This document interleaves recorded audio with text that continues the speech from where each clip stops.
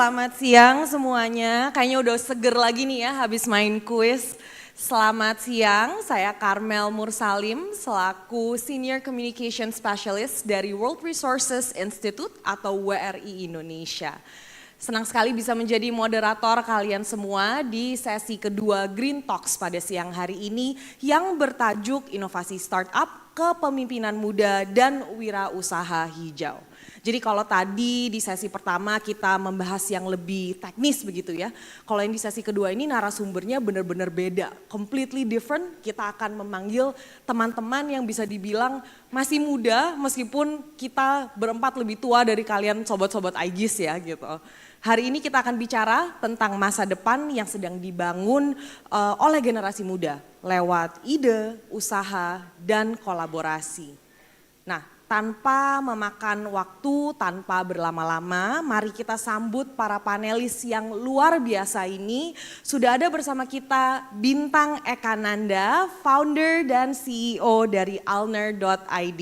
Mas Bintang mungkin bisa langsung ke panggung. Lalu juga ada Mbak Putri Modianti, Corporate Venture Builder dari Ekosistem. Mbak Putri silakan.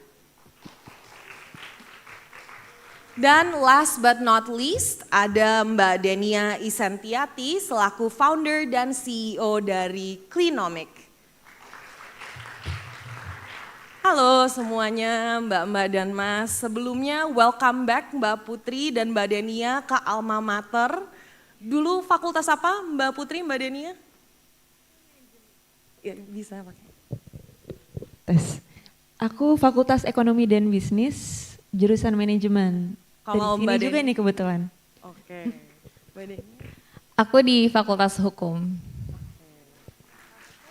Nah, welcome back ke Alma Mater. Kali ini datang bukan sebagai mahasiswa tapi sebagai inspirasi ya sobat-sobat Aegis. Nah, kita langsung mulai aja nih untuk mempersingkat waktu ya Mas Bintang, Mbak Putri dan Mbak Denia.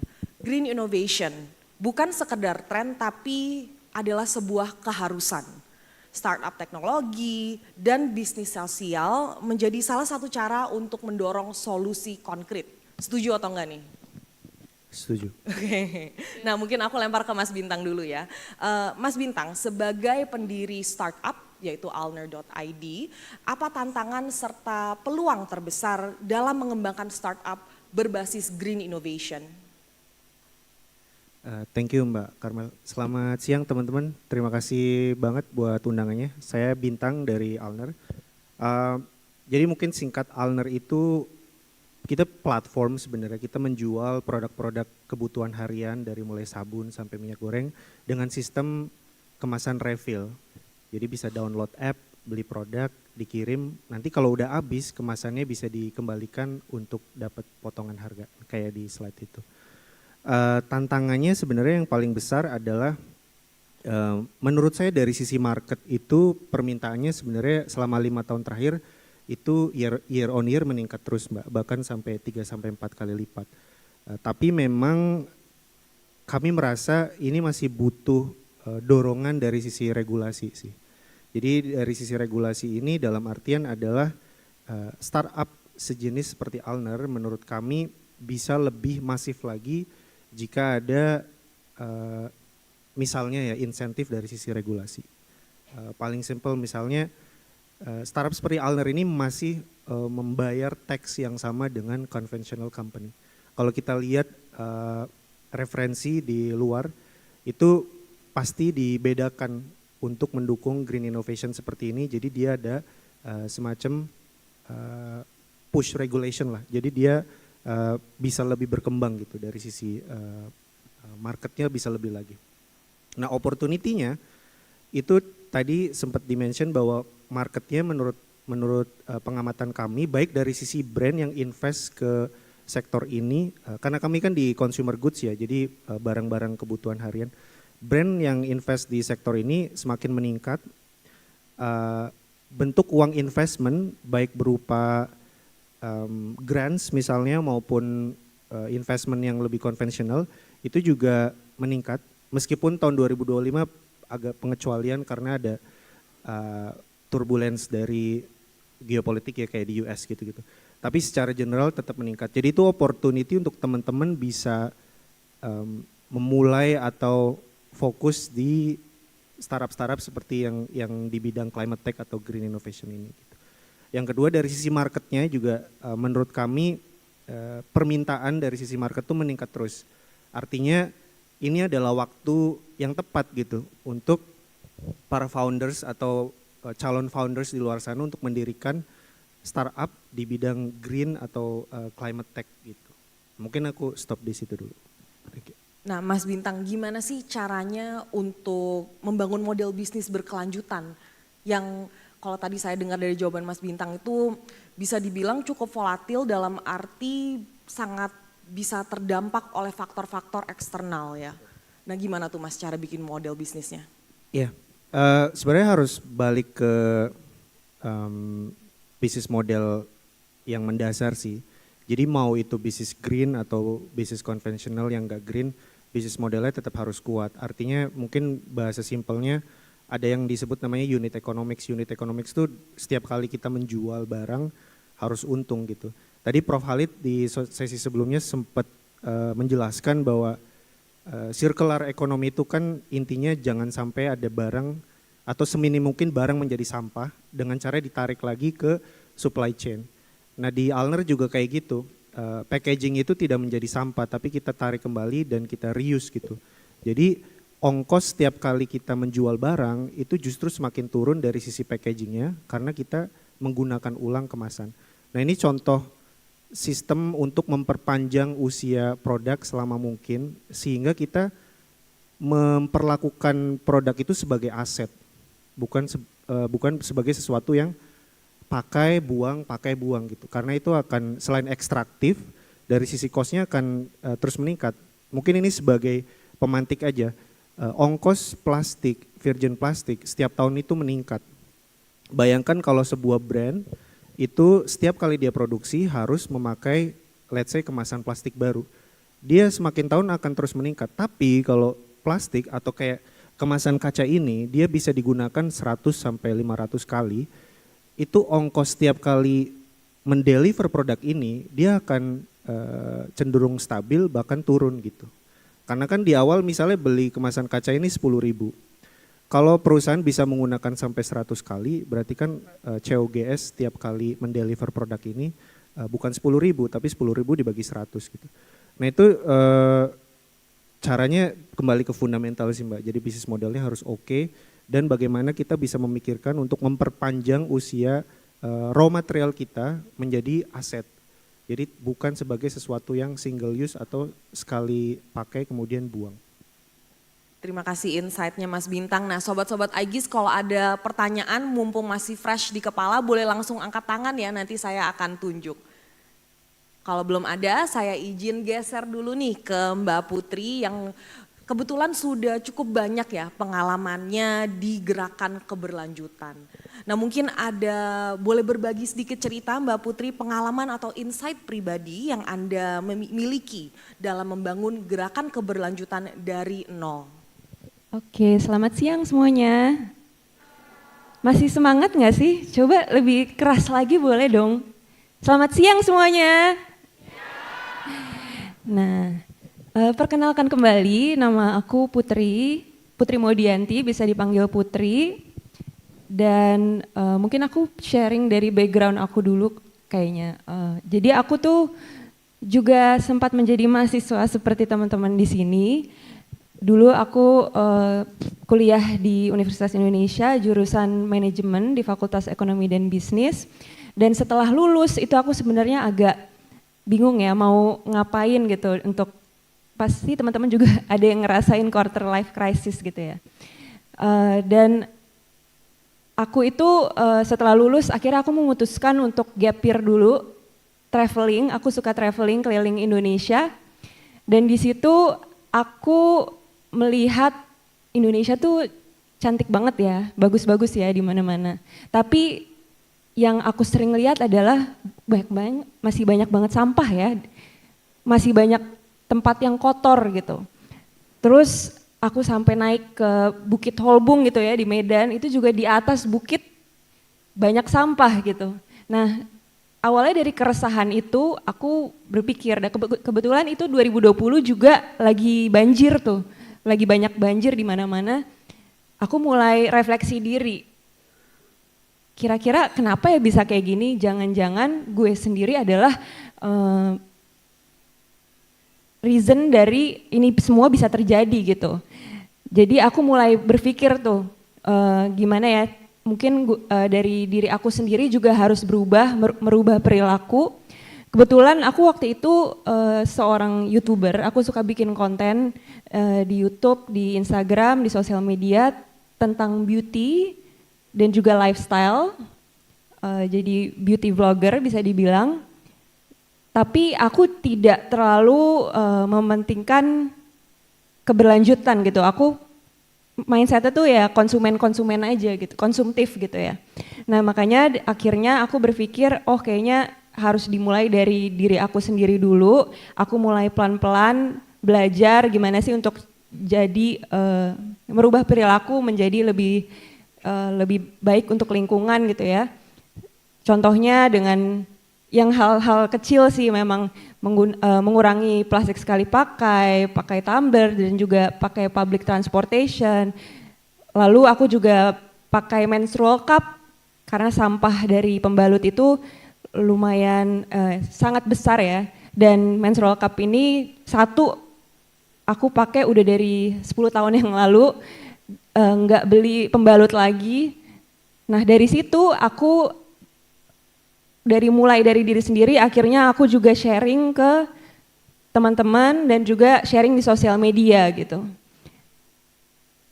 Akhirnya aku sering sharing ini di story, terus juga suka posting juga gimana sih rasanya pakai menstrual cup, cara-caranya dan segala macam, dan pelan-pelan bisa dibilang membuat gerakan-gerakan kecil lah ke arah keberlanjutan itu. Dan di situ aku juga akhirnya bekerja, magang dulu dan akhirnya full time di salah satu startup yang Waste for Change namanya, pengelolaan sampah yang bertanggung jawab, di mana aku belajar banyak juga. Dan sampai sekarang di ekosistem venture builder yang bantu scale up startup di bidang lingkungan gitu. Nah dari sini akhirnya aku belajar lebih banyak lagi, dan aku kebetulan tahun 2023 kemarin sempat ikut pemilihan Putri Indonesia dan alhamdulillah dapat fourth runner up. Di situ kita mengangkat advokasi yang berbeda-beda gitu. Salah satu advokasinya itu adalah dengan hashtagnya namanya We Won't Waste yang aku canangkan ini. Mulai dari gerakan-gerakan kecil tadi yang di sharing-sharing sampai akhirnya kolaborasi dengan berbagai instansi gitu ya. Salah satunya ada dengan kemitraan, itu kita mengangkat isu banjirop di pesisir. Jadi aku datang langsung dulu awalnya ke Pekalongan, terus juga di Jakarta Utara. Itu di sana benar-benar lumayan miris sih keadaannya, karena orang-orangnya kebanjiran, benar-benar setiap hari harus melawan banjir ini. Dan dari situ yang akhirnya kita lakukan adalah kita membuat campaign tentang responsible waste management untuk youth program dan lain-lain, dan semuanya berkembang dari situ sih kurang lebih. Nah kalau mungkin satu yang bisa saya tangkap dari cerita perjalanan hidup Mbak Putri ini, gerakan keberlanjutan tuh dimulai dari diri sendiri ya Mbak ya. Betul sekali. Nah tapi bagaimana dengan ekosistem pendukungnya nih Mbak Putri? Apakah seberapa penting sih sebenarnya ekosistem pendukung bagi aktivis seperti dirimu sendiri atau bahkan kewirausahaan hijau?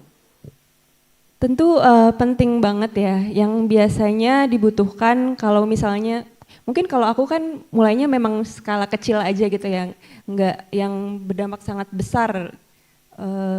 Tapi kalau misalnya kita mau scale up, mau lebih besar lagi, pasti dibutuhkan pendanaan dan juga mentorship atau network sih yang paling penting gitu. Dan itu sebenarnya yang dilakukan oleh ekosistem juga tempat di mana sekarang aku bekerja gitu. Jadi kita merasa bahwa venture atau entrepreneurial journey itu tuh biasanya bisa sangat lonely gitu ya. Makanya butuh orang lain ini untuk membantu dari segi marketnya, dari segi networknya, dan juga fundraising atau finance-nya gitu. Baik, mungkin ada yang tertarik dengan perjalanan cerita karir Mbak Putri, ada yang mau nanya?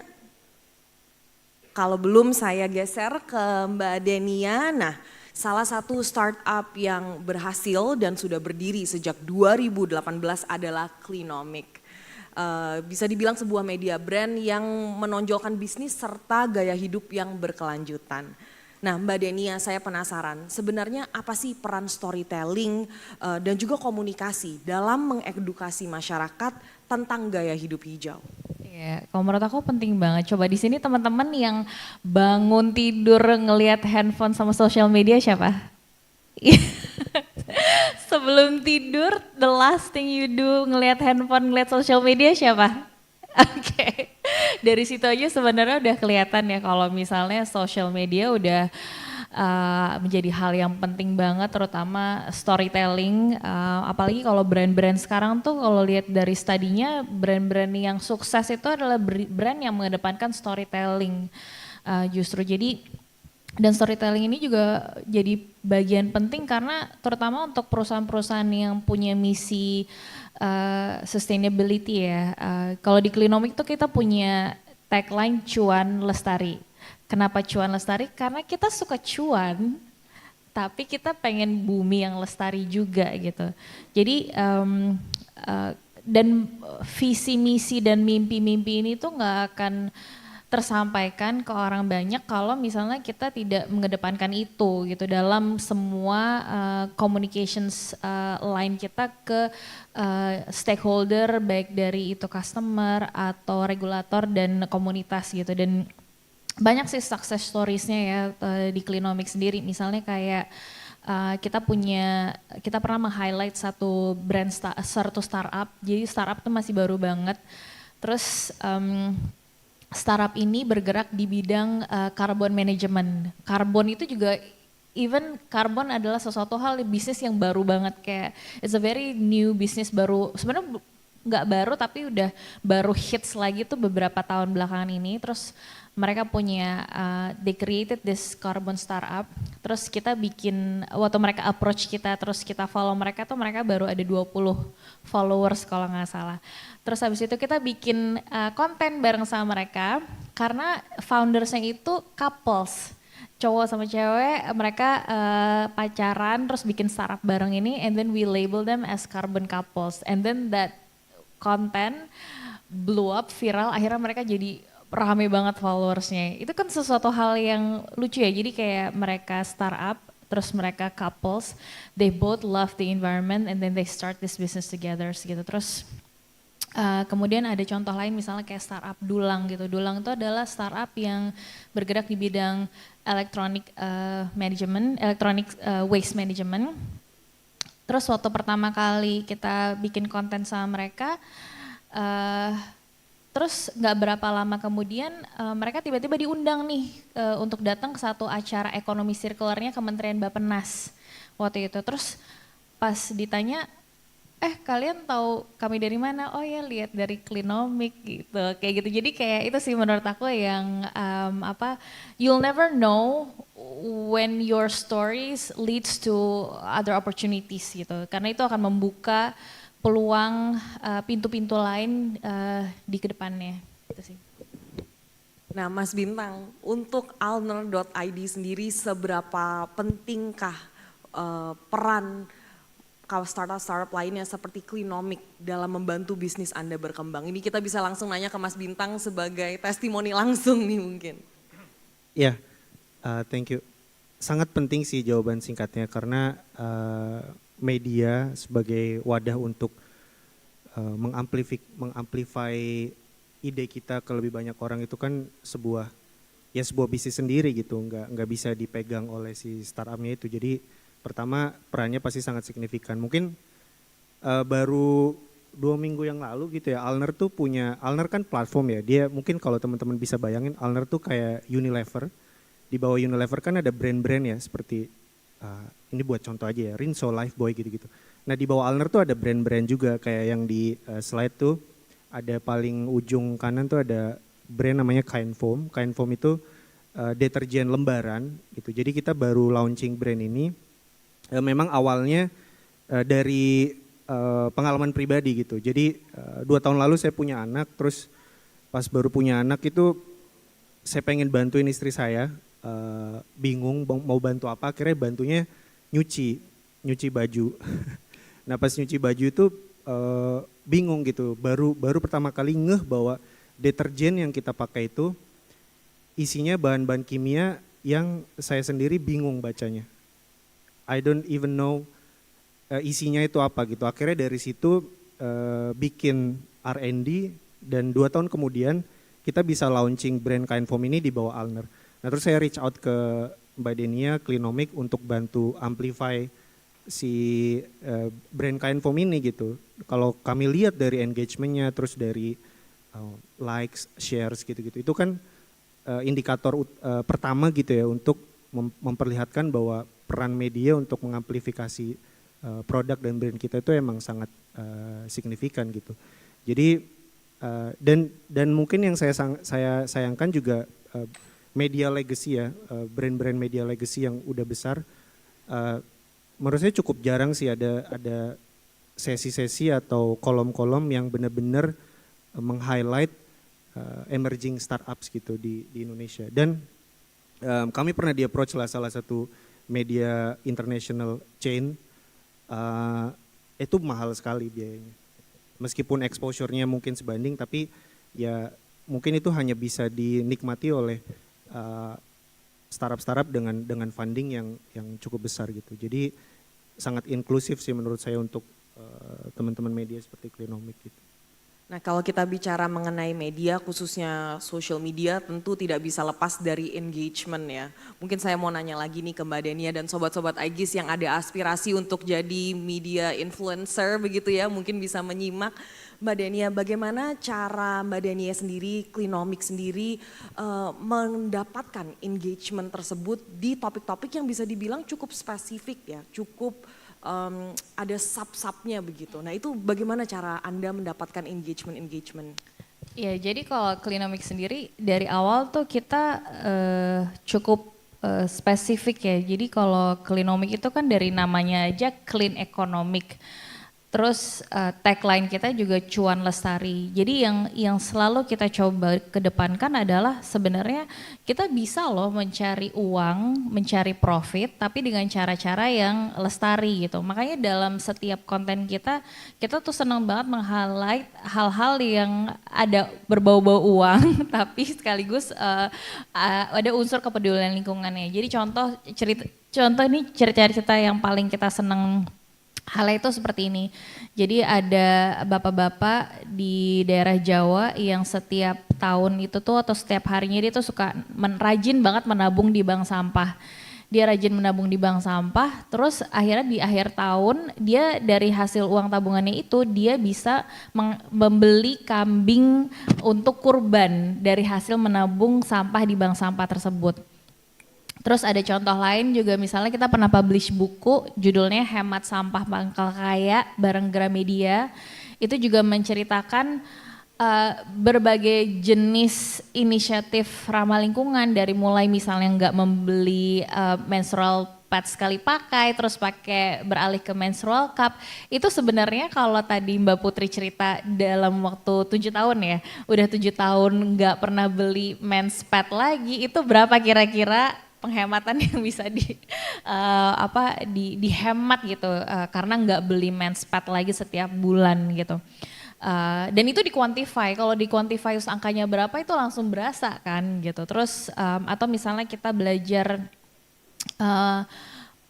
bawa bekal dari rumah gitu, jadi kita nggak pesen ojek online yang banyak sampahnya gitu misalnya. Itu aja kan sebenarnya udah sangat-sangat penghematan yang bisa dia lakukan itu bisa sangat banyak gitu, dan kita highlight quantifiable angka-angka itu yang sehingga tuh benar-benar bisa terlihat real gitu. Itu tuh salah satu yang suka kita highlight.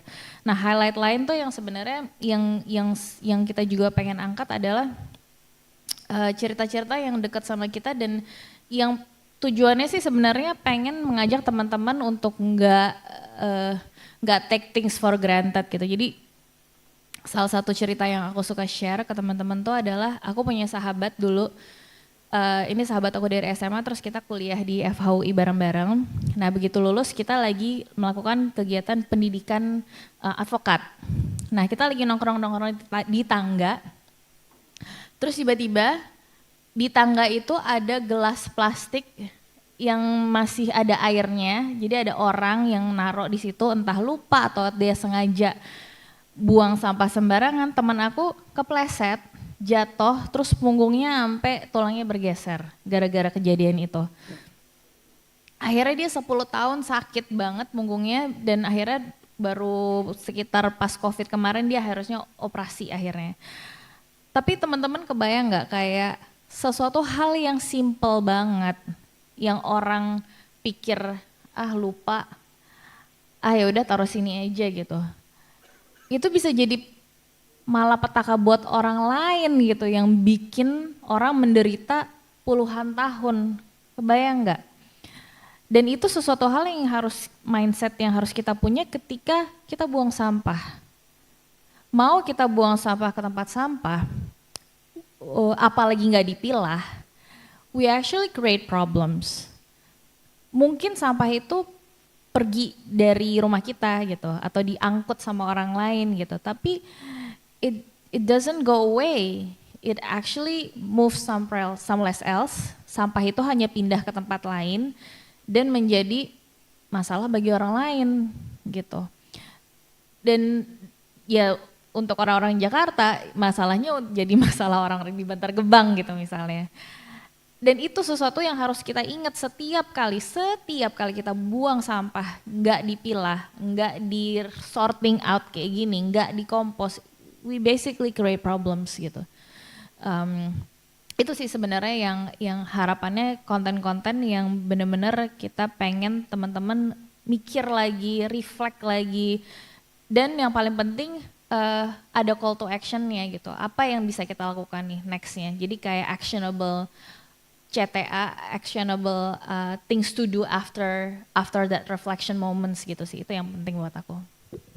Ya berarti menekankan lagi juga ya poinnya Mbak Putri, kalau perubahan itu dimulai dari diri sendiri dan harus ditanamkan sejak muda mungkin ya, agar menjadi kebiasaan sehari-hari.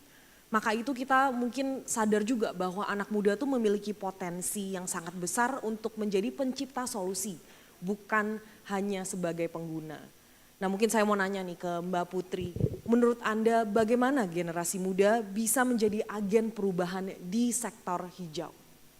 Ya mungkin teman-teman di sini kan berpikir, aku cuman mahasiswa, apa sih yang bisa dilakuin gitu. Atau paling kalau aku merubah perilakuku sendiri nggak ngaruh ke dunia gitu ya. Tapi sebenarnya enggak loh, apapun yang, sekecil apapun yang teman-teman lakukan, apalagi kalau teman-teman menyuarakannya, itu tuh pasti it matters gitu, your voice matters. Pasti akan ada perubahan-perubahan yang terjadi little by little gitu. Yang bisa teman-teman lakukan atau anak muda lakukan, pertama yang pasti dari diri sendiri dulu, reflect perubahan perilaku kita seperti apa, gimana caranya kita bisa hidup lebih berkelanjutan. Setiap choices that we make, dari kita bangun sampai kita tidur lagi, itu mengeluarkan jejak karbon. Dan pilihan-pilihan yang kita akhirnya pilih itu juga mempengaruhi ke keberlanjutan lingkungan kita gitu. Dari kita memilih untuk menyalakan lampu, terus juga mandi, menghemat air, sampai kita pilih mau pakai transportasi apa, itu semua sesuatu yang bisa kita kontrol gitu. Lalu setelah dari diri kita bisa sharing nih ke entah teman-teman, komunitas, ataupun di sosial media, membuat sebuah gerakan atau sesimpel sharing aja deh apa yang kita lakukan supaya teman-teman yang lain tuh juga tergerak untuk melakukan hal yang sama. Nah, mungkin aku bisa kasih lihat yang sebelumnya. Sebelumnya lagi. Nah ini ya. Jadi tadi mulai dari jadi konsumen yang bertanggung jawab, terus kita aktif gabung komunitas. Pasti teman-teman di sini di universitasnya juga sudah banyak komunitas-komunitas dan bisa inisiasi komunitasnya juga. Terakhir tuh aku pernah ikutan komunitas namanya Ocean Young Guards. Mereka bikin gerakan, mereka juga mahasiswa-mahasiswa isinya, dan mereka bikin gerakan coral transplantation di laut-laut gitu ya. Nah, teman-teman bisa mulai aktif mencari-cari komunitas serupa dan mungkin jadi anggotanya dulu, ikutan, dan juga sharing aktivitasnya di sosial media. Dan teman-teman ini tuh masing-masing dari semua teman-teman ini adalah influencer sebenarnya, yang bisa menginfluence teman-teman yang lainnya untuk ke arah yang sama gitu. Jadi jangan lupa itu dan gunakan power teman-teman untuk mempengaruhi yang lainnya. Lalu juga inovator teknologi, pasti di sini ada juga teman-teman yang suka riset, inovasi teknologi atau belajar tentang pengembangan-pengembangan lainnya. Nah itu sebenarnya bisa teman-teman tekuni juga untuk akhirnya membuat inovasi-inovasi baru di bidang keberlanjutan. Dan ini bisa teman-teman untuk explore dan cari juga semacam inkubator atau akselerator program. Salah satunya dari ekosistem juga waktu itu sempat misalnya bekerja sama dengan universitas juga, dengan ITB. Kita membantu startup yang isinya mahasiswa-mahasiswa gitu, yang berinovasi, yang juga riset di bidang lingkungan gitu. Jadi teman-teman tuh bisa juga melakukan hal tersebut dan menjadi co-founder dari startup-startup baru. Gitu sih kurang lebih. Baik, jadi memang semua orang tuh memiliki platform begitu ya Mbak Putri ya. Not necessarily media sosial, tetapi apapun yang kita lakukan sehari-hari itu memiliki dampak yang besar. Nah, Mas Bintang, mungkin saya bisa geser ke Mas Bintang sedikit nih. Hari ini kita menghadiri acara IGIS Goes to Campus. Bagaimana kolaborasi alner.id dengan kampus seperti Universitas Indonesia ini bisa mendukung riset atau bahkan pengembangan produk hijau atau bahkan SDM ke depannya? Ya, makasih Mbak Karmel. Jadi mungkin aku bisa share salah satu pengalaman gitu ya. Jadi Alner ini kan tadi kita tuh jual produk-produk harian gitu kan dengan sistem kemasan yang bisa dikembalikan ya seperti sistem galon. Nah kita pernah kolaborasi dengan salah satu dosen di universitas swasta di Tangerang. Jadi dia ini programnya adalah memberdayakan ibu-ibu menjadi entrepreneur baru. Nah si dosen-dosen ini di kampus tersebut bersama mahasiswanya itu modelnya adalah membeli barang Alner kemudian meminta atau mentraining si sekelompok ibu-ibu di Tangerang ini menjadi semacam reseller. Nah jadi di situ tidak hanya dari sisi finansial yang diukur, apakah terjadi perputaran produk, apakah si ibu-ibu ini dengan diberikan modal benar-benar bisa melakukan penjualan, dan apakah kemasannya dari konsumen mereka benar-benar kembali ke para reseller yang ibu-ibu tadi. Tapi juga diukur dari sisi behaviornya, apakah konsumen mereka melakukan pengurangan plastik, ya paling enggak dari kemasan produk yang akhirnya beralih ke produk-produk yang disuplai oleh Alner. Nah ini menurutku salah satu kolaborasi yang sangat berkesan dan sekarang pasca periode KKN yang hanya 6 bulan itu masih berjalan sampai sekarang. Memang tidak semuanya, jadi waktu itu kita hanya bisa memberdayakan sekitar 6 sampai 7 ibu-ibu di Tangerang, sekarang sisa 3. Tapi at least dengan model itu kita bisa mengkombinasikan model pembiayaan secara tidak langsung gitu. Jadi memberikan modal berupa barang ke ibu-ibu di komunitas tersebut untuk menjadi reseller dari Alner. Itu salah satu contoh kolaborasi kami dengan kampus tadi ya gitu. Mungkin satu lagi lebih dari sisi riset sih. Jadi saya juga sekarang mengajar di Universitas Muhammadiyah Sorong, itu memang online. Itu memang setiap 6 bulan kita mempublish research terkait reuse atau jadi kan ada tadi ya refuse, reduce, reuse, recycle gitu. Alner ini sangat berfokus pada pencegahan sampah melalui model reuse, khususnya di sampah kemasan plastik. Jadi mungkin untuk teman-teman yang penasaran, kami sudah mengeluarkan sekitar 3-4 paper terkait bagaimana implementasi reuse ke komunitas untuk benar-benar bisa mengurangi sampah dari hulu. Jadi sekarang Alner kolaborasinya dalam 2 bentuk itu, biasanya kita masuk ke model kerjasama dengan komunitas melalui KKN atau mengeluarkan research bersamaan dengan kampus. Sangat inspiratif ya ceritanya Mas Bintang. Nah mungkin saya bisa geser ke Mbak Denia, juga sebagai CEO dan founder. Mbak Denia, mungkin ada tips bagi mahasiswa yang ingin memulai bisnis sosial berbasis lingkungan? Boleh. Aku boleh minta ini yang slide-nya boleh dinaikin teman-teman. Ya jadi aku mau ngajakin teman-teman untuk pertama lihat inisiatif-inisiatif yang udah ada ya di Indonesia tuh sebenarnya udah banyak banget. Jadi kalau misalnya teman-teman bisa lihat di slide ini tuh, jadi ini boleh langsung di rolling aja ya. Sebelumnya lagi, ya terus, ya next. Nah jadi di Indonesia itu kalau misalnya Clinomics sebagai media company itu dari sejak 2018 yang kita lakukan adalah meng-highlight berbagai macam cerita inisiatif cuan lestari, aksi lestari yang dilakukan oleh teman-teman di Indonesia, which is itu udah banyak banget. Jadi teman-teman kalau misalnya follow akunnya Clinomic atau ke website kita punya database-nya yang isinya berbagai macam aksi-aksi dan inisiatif startup yang banyak dilakukan oleh masyarakat di Indonesia. Ini contohnya kayak kalau dari community empowerment atau dari gerakan berbasis komunitas, teman-teman bisa lihat ada gerakan Masjid Hijau yang dari startnya dari komunitas masjid.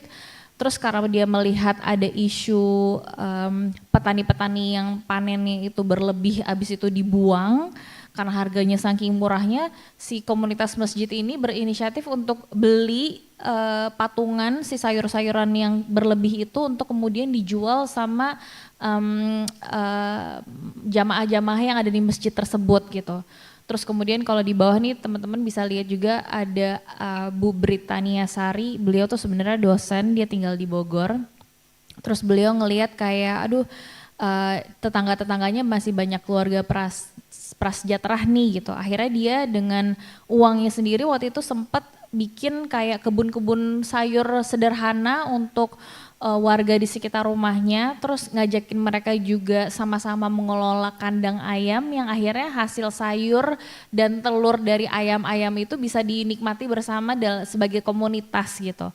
Terus ada juga misalnya kayak teman-teman bersaling silang yang suka ngadain acara bazar tapi isinya kayak ngajakin orang-orang, kamu bawa dong barang-barang yang gak dipakai di rumah, terus nanti kita saling tukeran, saling silang namanya di acara itu. Jadi semua orang pulang dengan barang yang quote unquote baru hasil tukeran sama teman-teman yang datang ke acara itu. Next.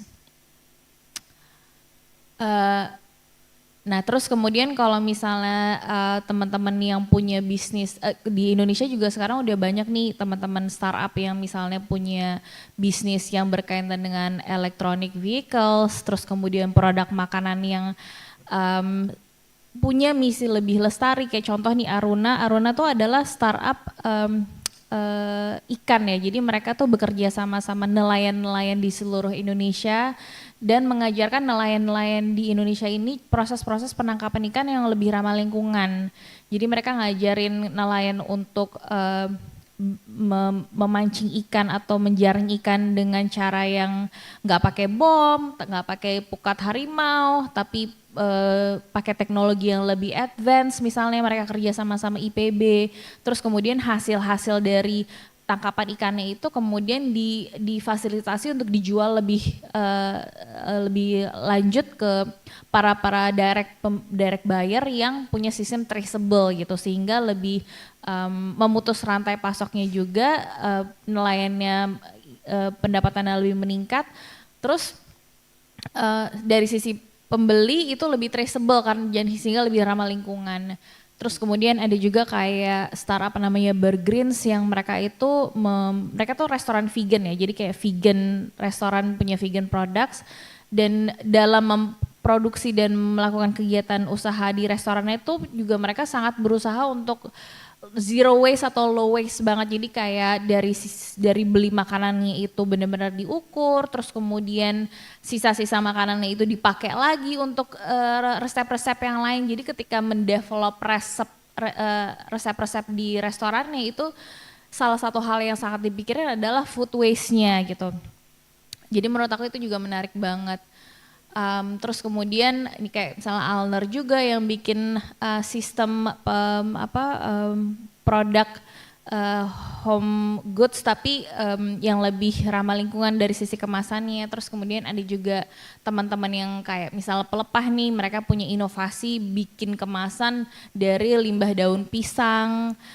Terus ada lagi kayak teman-teman yang fokus untuk mengedepankan inisiatif repair. Jadi kayak ngajakin teman-teman kayak kita tuh harus menormalize repair loh, karena kan dari dulu kan kalau waktu zaman aku kecil tuh di rumah suka ada tukang servis panci gitu atau tukang servis jeans atau tukang servis sepatu gitu. Nah itu kan sebenarnya sesuatu hal yang biasa ya untuk kita lakukan gitu. Nah jadi kita harus normalize repair lagi gitu, which is ini sekarang juga udah banyak teman-teman yang melakukan itu.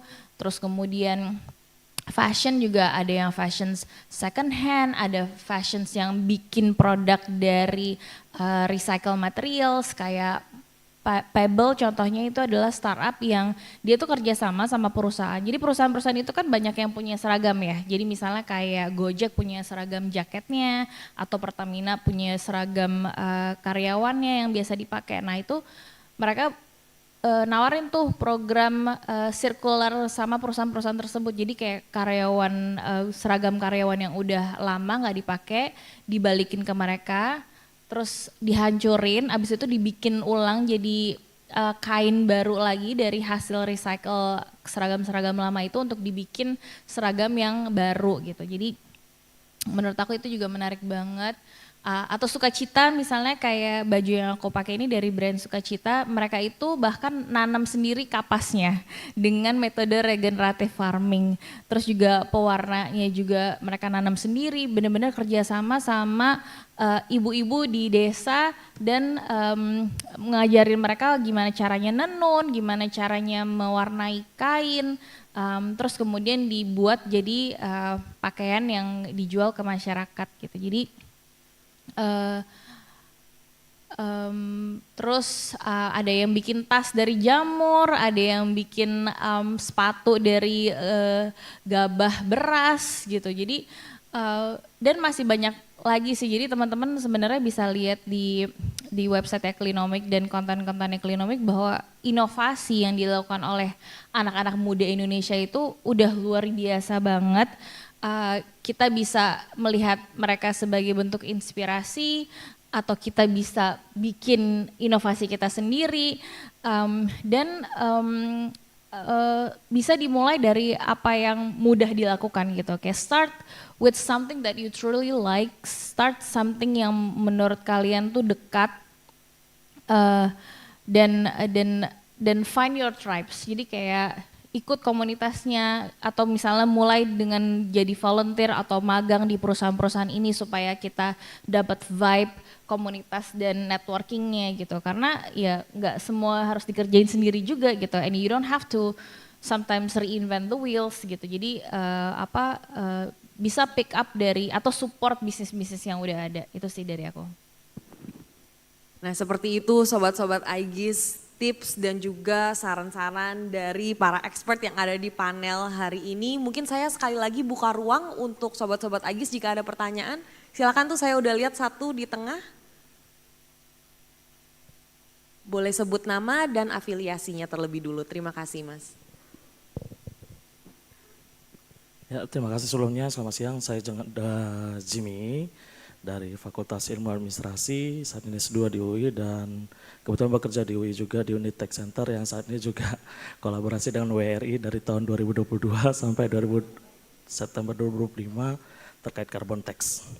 Nah, saya mikir pertanyaan sebenarnya khususnya untuk kepada Pak Lintang yang di startup. Pertanyaan pertama yaitu apakah sebenarnya ada insentif? Karena tadi saya tertarik tantanya tadi kan insentif ya, regulasi insentif. Nah, apakah ada sebenarnya insentif yang dikeluarkan oleh pemerintah yang sudah dimanfaatkan oleh startup-startup Indonesia yang saat ini yang sudah dimanfaatkan? Karena namanya insentif itu bagus gitu ya, positif. Tapi sebenarnya justru dari beberapa riset itu justru banyak insentif-insentif itu yang sebenarnya tidak dimanfaatkan. Malah seratusan lebih insentif itu. Karena beberapa ada satu hal kemudian. Itu yang pertama.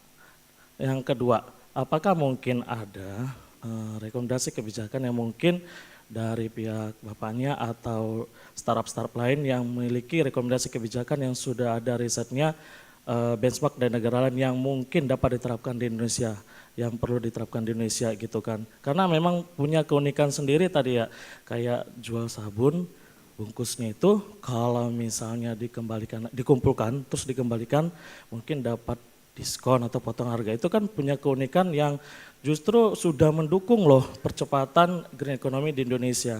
Nah itu kan harusnya pemerintah, ini gue dan dukung nih, feedbacknya apa nih? Biasanya minta kajian akademik, insentif gitu kan ya. Nah mungkin apakah ada rekomendasi kebijakan yang mungkin dari startupnya Indonesia? Terima kasih. Baik, terima kasih banyak Mas. Mungkin saya buka ruangnya untuk Mas Bintang, Mbak Putri, dan Mbak Denia. Pertanyaannya seputar insentif dan penguatan kebijakan. Terima kasih Mas pertanyaannya. Mungkin yang poin pertama, kalau setahu saya mungkin insentif yang paling terkenal ya sekarang terkait subsidi misalnya. Kalau kita beli kendaraan motor listrik gitu ya. Itu menurut saya salah satu contoh insentif. Saya tidak ingin berdiskusi tepat atau tidaknya insentif itu hal lain yang kita bisa diskusikan panjang. Tapi at least di sektor kami di persampahan misalnya di bidang persampahan atau kemasan gitu-gitu, setahu saya belum ada. Gitu. Bahkan Alner itu dari sisi corporate tax itu membayar hal yang sama dengan company yang bukan impact driven atau yang bukan social enterprise ya. Sekarang kalau dari Kemenkumham sepertinya sudah mulai ada registrasi sebagai social enterprise. Nah itu definisinya apa segala macam mungkin teman-teman bisa cari nanti. Tapi itu juga belum masif gitu dan belum ada dampak realnya. Kalau saya registrasi sebagai social enterprise, lalu apa bedanya dengan company yang bukan social enterprise? Lalu social enterprise itu berkomitmen bahwa profitnya itu akan diinvestasikan kembali mayoritas untuk mendukung impactnya dia seperti apa. Jadi misalnya Alner ada profit let's say 100 gitu ya. Nah itu mayoritas dari 100 itu misalnya digunakan untuk training tadi seperti ibu-ibu kami yang jadi reseller di beberapa kota gitu. Nah itu kan salah satu contoh social enterprise ya. Jadi itu bukan CSR. Kalau CSR itu kan budgetnya itu bukan masuk ke dalam cost. Ya kan, setelah kita profit dulu, berapa yang mau dialokasikan untuk jadi CSR itu gitu. Tapi kalau social enterprise itu ya hal-hal yang bisa mengamplify impact dia itu dimasukkan ke cost structure dia. Jadi memang berat sekali menjadi social enterprise itu. Nah itu makanya nyambung dengan tadi bahwa Perusahaan-perusahaan ini harus ada insentif, push and pull regulation. Push itu artinya misalnya kalau di sektornya Alner ya, saya selalu mengkampanyekan bahwa single use plastic packaging itu harus di ban misalnya. Dia harus ada pelarangannya, tapi ada masa transisinya. Saya nggak bilang 1 tahun lagi besok saset 5 mili di ban. Ya kasihan juga orang-orang yang bergantung dengan produk-produk itu. Itu another point story lagi. Tapi push regulation harus di ban, pemerintah harus involve di situ. Ini kemasan yang dalam waktu 5 tahun nggak boleh lagi dijual. Perusahaan harus memikirkan replacementnya apa. Kemudian bikin pull regulation. Perusahaan yang punya inisiatif mengurangi sampah tadi, lu nanti pajaknya gue kurangin 10% misalnya. Atau startup-startup yang membantu perusahaan-perusahaan korporat besar untuk comply dengan push regulation tadi, kita kasih insentif, grants misalnya. Atau very soft loan, dikasih pinjaman bunganya cuma 1% misalnya. Repayable-nya misalnya 10 tahun gitu, I don't know, I'm just ngomong ini ya, sesuatu yang... Nah terus nomor 2, itu semua push and pull regulation ini sebenarnya bisa dituangkan ke dalam regulasi yang biasa disebut EPR, Extended Producer Responsibility. Itu satu-satunya regulasi yang selalu saya bilang ketika diundang bicara kemanapun, itu yang paling penting.